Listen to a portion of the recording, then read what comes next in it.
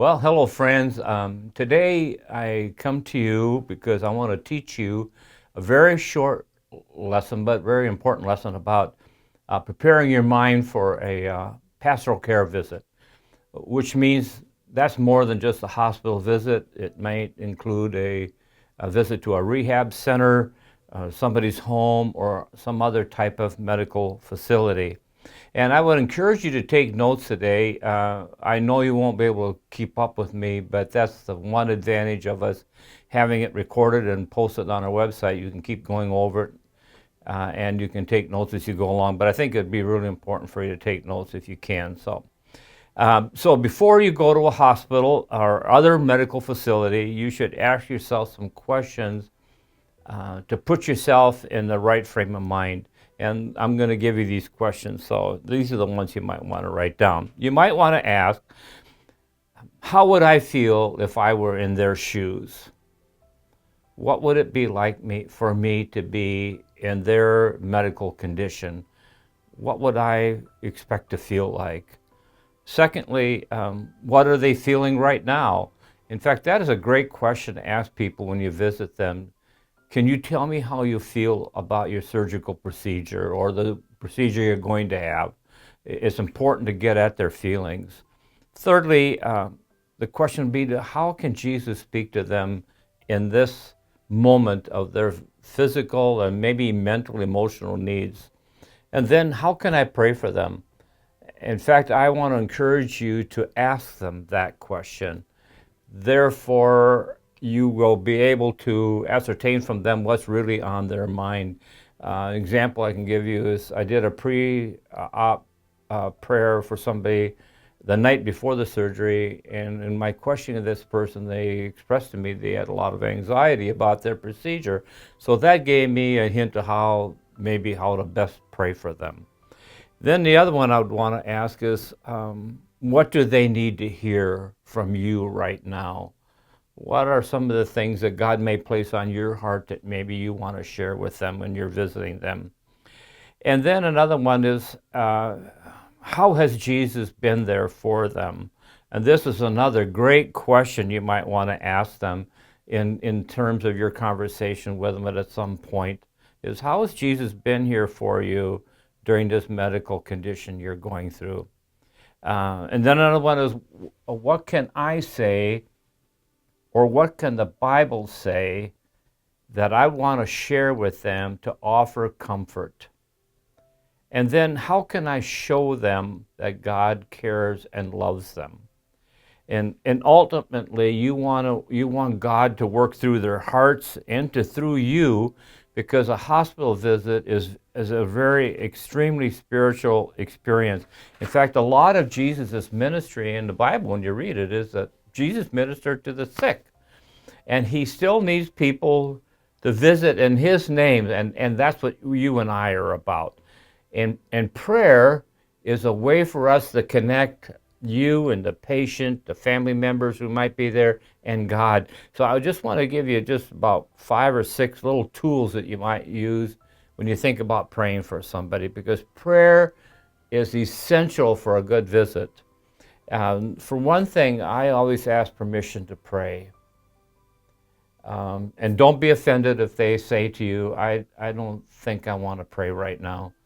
And that might be related to some anger issues about God allowing them to go through what they're experiencing. Could be a lot of other things, but it's just courtesy. May I pray for you? And then I might ask them, how can I pray for you? In fact, I feel that's really important, because otherwise, how are you going to know how to pray? You don't know all the details that might be going on inside this person, emotionally especially. And so when you ask them, how can I pray for you, it opens up a door for them to express to you what their heartfelt needs might be. And I also ask sometimes, I don't do this all the time, it depends on the person, the situation. If I'm sitting next to the patient on the bed or in a waiting room area, I might say, would you mind if I put my hand over yours? And it's kind of a symbolic thing, if you don't mind, because in a way I think it symbolizes God's healing touch upon them. And it's just a point of connection again that can be so very important. And sometimes I'll ask them too, can I hold your hand? Or if there's family members in there, even a medical person's in the room, I'll say, we're going to have a word of prayer. Would you mind if we just held hands with the patient at this time? And it makes them feel a sense of belonging and a connectedness with the patient. And the other thing I like about it, you can include the medical staff. And I have never, in all my years, ever had a medical staff person say, no, I don't want to do that. Never. I never have had that happen. So, and I just think it's a great way to witness for them too. And then finally, I think it's important for you to make clear that God is there for them, that God will see them through this season of their life, their health problems, and what they're facing and what they're going to face once they leave the hospital. And sometimes once they leave the hospital is when the real work begins. So I just encourage you to try to affirm that Jesus is there with them, because he promises never to leave us or forsake us, and that through all of this, through whatever it is they're experiencing, that he will always be there for them. And I just want to give you another helpful hint about questions. And these are just maybe 4 or 5 that I would think would be important for you to know. And one of the questions I might ask a patient, what is it like to be you right now? Can you express that for me? And secondly, how did that make you feel?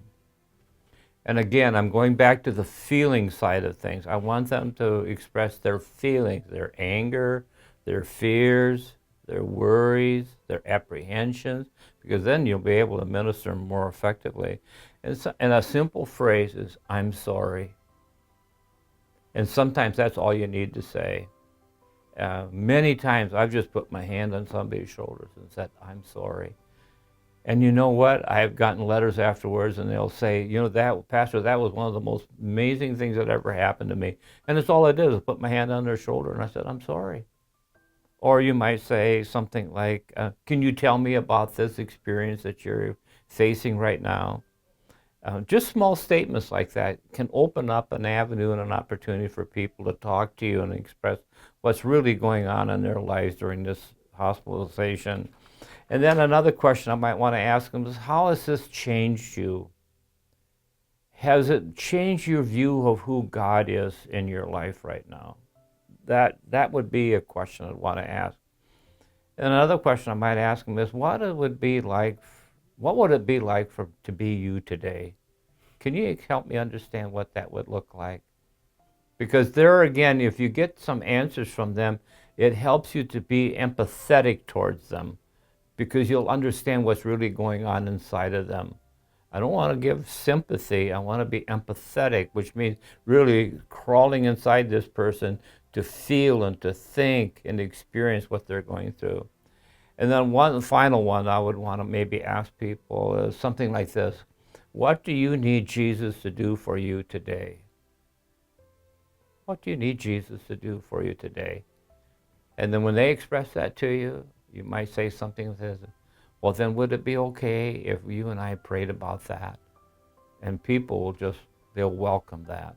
So just to close this time together today, I just want you to make sure that that when you have prayed, that's probably a good exit strategy for you, unless you see some emotion or reaction from the patient, or there are some issues they want to bring up and talk to you about. And that comes with a little bit of experience, but most importantly, it's a little bit of observation. If somebody's shedding tears, it's not the time to leave the room. It's the time to ask, can you talk to me a little bit what those tears mean for you? Or they may be wanting to say and talk to you about some things that are going on either personally with them or family issues. It's not a time to leave, but you will learn as time goes on when it's an appropriate time to leave and to just leave them into God's care, and to, again, before you leave, to reassure them of God's promises, of God's presence, of His comfort and His love and His faithfulness to them. So thank you for your time today. I know this is a short lesson, but I hope it'll be helpful for you. If you have any questions or things, just shoot me an email. Thank you so much for joining me today. God bless you.